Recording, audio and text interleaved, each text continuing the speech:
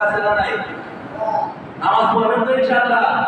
আজকে কিন্তু কুরবান আলোচ্য বিষয় হলো উলামায়ে কেরামের সাথে সম্পর্ক রাখা এবং সন্তানদেরকে আলেম বানানো। হাজির নবী যে কথা বলছিলাম, নামাজ আদায় না কিন্তু নামাজ পড়েন, সন্তানদেরকে নামাজের তাগিদ দিবেন, বিবিকে নামাজের তাগিদ দিবেন, দিতে রাজি আছেন?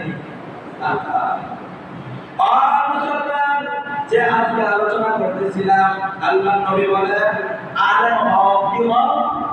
আলেম হও। দুই নম্বরে আলেম না হইতে বললে আলেমের বন্ধু হও, তাও যদি না পারো। তিন নম্বরে আলেমদেরকে মহব্বত করো, তাও যদি না পারো রে বাবা। চার নম্বরে একটা ছেলেকে আলেম বানাও, একটা মেয়েকে আলেমা বানাও, তাও যদি না পারো। পাঁচ নম্বরে উলামায়ে কেরামের বিরোধিতা করো না, ধ্বংস হয়ে যাই ভাই। এই বইতে আল্লামা কারি তুলসাদ কুরবানুল হাকিমুল ইসলামের ভিতরে লেখেন যে দারুল উলুম দেওবন্দ মাদ্রাসার ৫৫ বছর পর্যন্ত মোস্তাফিজ ছিলেন। উনি লেখেন কুরবানুল হাকিমুল ইসলামের ভিতরে উনি লেখেন যে আসরের মাঠ কায়েম হয়ে যাবে। আল্লাহু আকবার। আমার কথা বুঝুন না, আসরের মাঠ কায়েম হয়ে যাবে। আর আসরের মাঠটা কোথায় হবে? সিরিয়ার জমিনে। আসরের মাঠ কায়েম হয়ে যাবে। সমস্ত উলামায়ে কেরামকে আল্লাহ তাআলা ডাক দিলেন, ও আলেম তোমরা আসো, আলেম তোমরা আসো। উলামায়ে কেরাম যাবে, যাও তোমরা জান্নাতে যাও। আল্লাহু আকবার। জান্নাতে আমরা চাই নাকি? জান্নাতে যাইতে চাই তো? কথাটা বলতে যাও, আলেম জান্নাতে যাও। ওই সময় আলেম বলবে, আপনাদের মহল্লার ইমাম বলবে, আল্লাহ আমার সাথে মুসল্লিরা ছিল, আমাকে মহব্বত করেছিল, আমাকে মহব্বত করেছিল, চা খাওয়াইছিল, আমাকে অনেক খাবার খাওয়াইছিল, আমাকে হাদিয়াতে সাহায্য করেছিল। আল্লাহ বলবেন যাও, ও হাফেজুল কুরআন আলেম, তাদেরকে নিয়ে তুমি জান্নাতে প্রবেশ করো। ওই সময় জান্নাতে আমরা যাব। আসরের মাঠ বিচার শেষ হয়ে যাবে। আল্লাহ তাআলা আপনাকে আমাকে জান্নাত দিবেন। জান্নাত দেওয়ার পরে আর সব বিচার শেষ হয়ে যাবে। জান্নাতের ভিতরে আমরা ঢুকবো। ঢোকার পরে মায়া নবী বলেন, আল্লাহ আমার একটা ছোট্ট কথা আছে। আল্লাহু আকবার।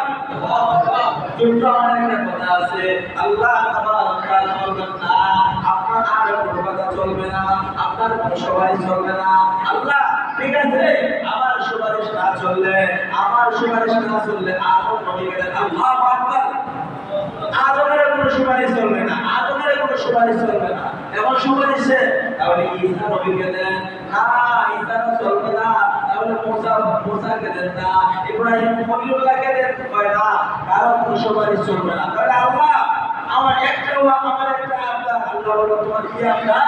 আল্লাহ আমার আবদার হলো আপনি যে বলেছিলেন আমি নবী থাকবো না, সাহাবায়ে কেরাম থাকবে না, তাবেঈন থাকবে না, কেউ থাকবে না, খুলাফায়ে রাশিদুন থাকবে না, আমার ওয়ারিস উলামায়ে কেরামকে কথা বলার পারমিশন না। সুবহানাল্লাহ বলবেন না? আলেমদেরকে আমরা কতভাবে কষ্ট দেই। মসজিদের ইমামতি নিলে উপরে আলেমদেরকে কষ্ট দিই। চাইবেন নাকি হককে দুইজন বিপক্ষে। কারণ নাকি উলামায়ে কেরামের হক কথা আমাদের ভালো লাগে না। কেমনে ভালো লাগবো?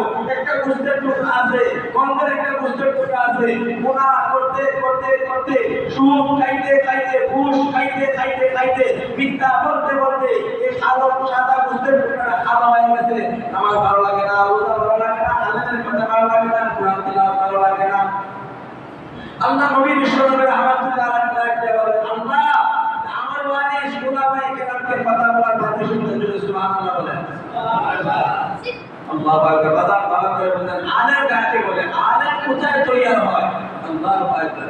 যেসময় আল্লাহ নবী বলেন আমার ওয়ারিস উলামায়ে কেরামকে কথা বলার পারমিশন দেন, আল্লাহ তাআলা ডাকতে বলবেন, ও উলামায়ে কেরাম, ও হাফেজুল কুরআন, তোমাদেরকে আমি দুনিয়াতে সম্মান দিয়েছিলাম, মানুষের বাড়িতে বড় বড় লোকের নাম তোমাদের খাওয়াইছিলাম। কথা বলবেন, ও উলামায়ে কেরাম, আসরের ময়দানে তোমাকে পারমিশন দিয়েছিলাম, তোমাকে পাওয়ার দিয়েছিলাম। জান্নাতের ভিতরে আমি আল্লাহ তোমাদেরকে কথা বলার পারমিশন দিলাম। সুবহানাল্লাহ। সুবহানাল্লাহ। ও মুসলমান, এমন সময় আল্লাহ আল্লাহ দুনিয়া দেখেছি, আসরের মাঠ দেখেছি, কিন্তু আমাদের একটাই চাওয়া সমস্ত উলামায়ে কেরাম এক বাক্যে ডাকতে উঠবে, একটাই চাওয়া।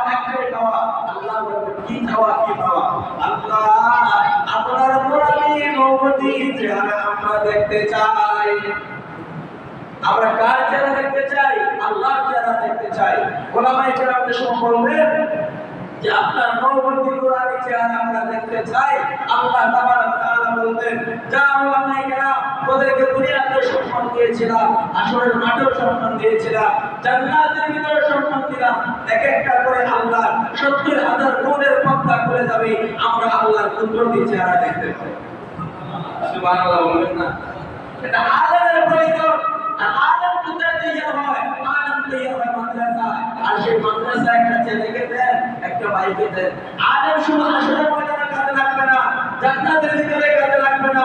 একটা আলেম সন্তান যখন আপনার জানাজার নামাজ পড়াইবেন, আল্লাহু আকবার, ভাই কিতাবের ভিতরে ঘটনা আসছে, সন্তানরা সব প্রথম থাকবে দিবে আল্লাহু আকবার বলিয়া আল্লাহ আরশটা এমনি কাঁপতে থাকে, আল্লাহু আকবার। দ্বিতীয় তাকবীরের সময় সন্তান বলবে আল্লাহু আকবার বলিয়া আল্লাহ জিজ্ঞাসা করে, ও আমার আরশ তুমি কেন কাঁপতেছো? আল্লাহ আমি এই জন্য কাঁপতেছি। ওই কোন কারণে কাঁপতেছো? ওই আব্দুল্লাহ বলে বাবার লাশটা সামনে নিয়া, মায়ের লাশটা সামনে নিয়া, আত্মীয় লাশটা সামনে নিয়া সন্তান চোখের পানি ফেলতেছে। এই চোখের পানিটা আমি আরশের গায়ে বদলাতে হয় না। আল্লাহু আকবার।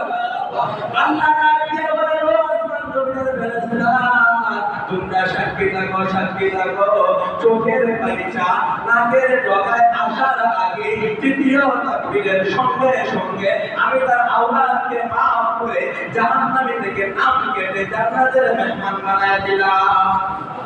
আলাদা নাম আছে একটু বাড়ি করার জন্য আলেমের কাছে যান। আমাদের সিলেটের মুরব্বী আল্লামা নুরুদ্দিন গহরপুরি রহমাতুল্লাহ আলাইহি শুনছেন না? কে তোমরা বুঝতে করছিলেন উনি যে সময় লোকজন পানি করার জন্য যাইতো, আল্লাহর ওলি বলতেন একটা পুকুর আছে, এখনো বহু মাদ্রাসার পাশে পুকুরটা আছে, এই পুকুরে আল্লাহর ওলি ফু মারিয়ে দিতেন, সবাই পানি দিত, আল্লাহু আকবার।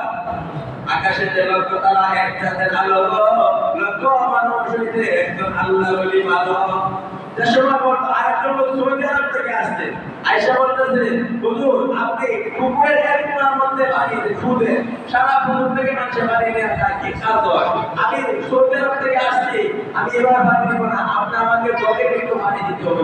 সুবহানাল্লাহ বলে কথাটা খুব বোঝায়। ও হাজিরের মধ্যে এমন সময় আল্লাহর নবী বলেন তুমি ওযু করে আসো, ওযু করে জগটা ভালো ধুয়ে আনো। আগে কিন্তু কাঁচের জগ ছিল, কাঁচের জগ বলছে ধরো কাঁচের জগটা, ওই সময় কাঁচের জগটায় বসছে, ধরার পরে আল্লাহর নবী ফুল আছে কাঁচের জগটায় কেসো সিদ্ধা হয়ে গেছে।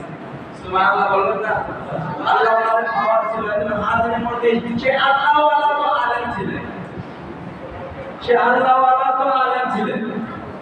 আলেমের মধ্যে এজন্য ওলামায়ে কেরামকে মহব্বত করতে রাজি আছি তো ভাই? তাই শ্রেষ্ঠ একজন মাদ্রাসার রাস্তা দিয়ে আরেকটা গেলে আল্লাহ তাআলা দিয়ে বলেন, আপনি বুখারী শরীফের সূরা হাদিসের মধ্যে পাওয়া যায় আল্লাহ তৈরি ফেরেশতারা ডাকতে বলে আল্লাহ আপনার জান্নাতের পাখি যাইতেছে, নূরের পাখা বিছাইতে চলে। সুবহানাল্লাহ বলেন। আর ওই সময় জান্নাতের পাখিরা মারা যায়, আল্লাহ তাবারক তাআলা তাকে বিনা হিসাবে শহীদের দরজা দিয়ে জান্নাতের মেহমান বানায় দেন। এখানে আরেকটা কথা আছে যে হুজুর এখন আমাদের বয়স হয়ে গেছে, আমরা তো আর মাদ্রাসা ভর্তি হতে পারবো না, আমরা কোথায় গেলে জান্নাতের পাখিদের সম্মান পাবো? আপনি কোথায় গেলে জান্নাতের পাখিদের সম্মান পাবে? আপনি কি করবেন? আপনি 3 দিনের জন্য তাবলীগে চলে যান। আল্লাহু আকবার। যখন আপনি তাবলীগে চলে যাবেন 3 দিনের জন্য, তাবলীগে যাওয়ার পরে আপনি সূরা ফাতিহা পড়া শুরু করবেন। আল্লাহু আকবার, আলহামদুলিল্লাহি রাব্বিল আলামিন। তারপর আপনি আলহামদুলিল্লাহ বললেন। এই মুহূর্তে যদি আজরাইল আয়েশা যায়, আল্লাহ তাবারক তাআলা ডাক দিয়ে বলেন, ও আজরাইল, ও আসমানের ফেরেশতা তোমরা সাক্ষী থাকো, আমি আল্লাহ কথা দিলাম ওই মাদ্রাসাতে মারা গেলে যে সূর্যের দরজা দিয়ে আমি আল্লাহ জান্নাত দেই, ওই লোকটা কোরআন শিক্ষা করার জন্য, ওই সূরা শিক্ষা করার জন্য 3 দিনের জন্য আসছে, মসজিদে বসে শিক্ষা করতেছে, মারা গেলে আমি আল্লাহ বিনা হিসাবে শহীদের দরজা দিয়ে জান্নাতের মেহমান বানায় দিলাম। শুকনা দিলে মাছের জন্য যেমনে উড়েছি, তেমনে উড়ে আপনার ভিতরে আজরাইল, আজরাইল আসে বাইরে লোকাইয়া গুমরিতানি কারে গুমরিয়া বুঝিবে বুঝিবে মন রে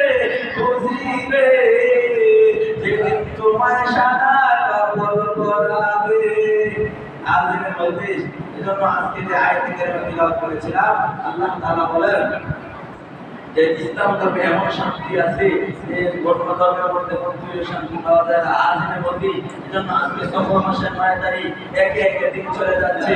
এক সময় আমরা আগে ছোট খেলাধুলা করেছি, এখন আপনার আমার তারিখ হয়েছে, মুরব্বী হইতেছি। এজন্য আজকে বলি দাঁত থাকতে গাছের মর্ম দেওয়া লাগে।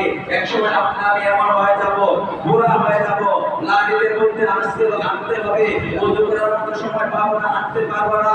এরপরে আপনার লাড়িতে হাঁটতে হবে, ঠিকমতো রুকু দিতে পারবো না, ঠিকমতো সিজদা দিতে পারবো না। ও যুবক ভাইরা, মেহরবানি করে ওই সময়টা আসার আগে বলা হয়েছে ভাই রাত থাকতে দাঁতের মর্ম দাও। এখন আমাদের কাছে আস্থা করো, আগে আমরা খাইতে পারি।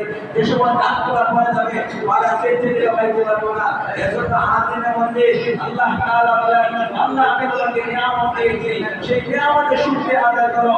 যে আল্লাহ তাআলা আপনাকে আমাকে সুস্থ করে দিয়েছেন, সেই শুকরিয়া আদায় করে আল্লাহর দরবারে বেশি বেশি ইবাদত করেন। আল্লাহ তাবারক ওয়া তাআলা আমরা সকলকে বেশি বেশি আমল করার তৌফিক দান করুন।